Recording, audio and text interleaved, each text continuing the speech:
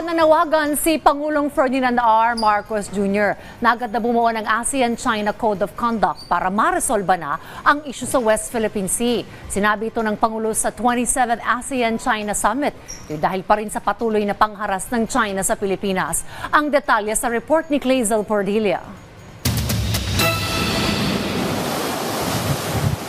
Ang pambobomba ng tubig, tahasang pambabangga at pananakot ng China sa tropa ng Pilipinas sa West Philippine Sea, patunay sa nagpapatuloy na tensyon sa teritoryong sakop ng Pilipinas.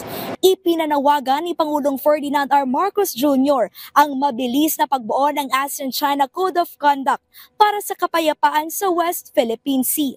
Sinabi ito ng Pangulo kaharap ang mga ASEAN leader at Chinese Premier Li Qiang sa 27th ASEAN-China Summit sa Vientiane, Laos. Ayon sa Presidente, napapanahon ng talakayin ang geographical scope, relasyon ng Code of Conduct at ng conduct of parties in the South China at legalidad nito na hanggang ngayon ay hindi pa rin nalulutas. Makailang ulit nang nagdialogo ang Pilipinas at China pero patuloy ang karahasan ng China. Nalabag-an niya sa United Nations Convention on the Law of the Sea at 1972 Convention on the International Regulations for Preventing Collisions at Sea. Dapat anyang maging seryoso sa pagresolba ng pagkakaiba upang humupa ang tensyon at gumawa ng mabilis na aksyon para mapigilan ang parehong pangyayari.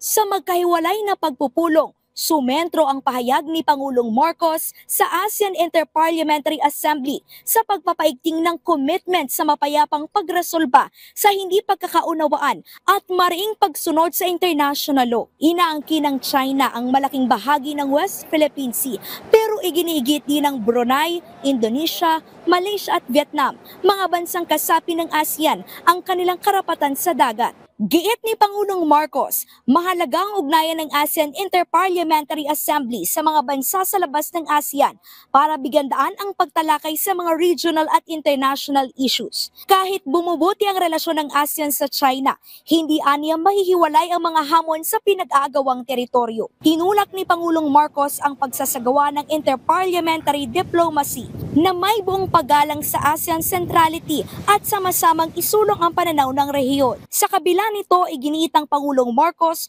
na nananatili ang commitment ng Pilipinas sa pagpapalalim sa relasyon ng ASEAN at China upang makamit ang pangmatagalang kapayapaan at kooperasyon. Clazel Pordilia para sa Pambansang TV sa Bagong Pilipinas.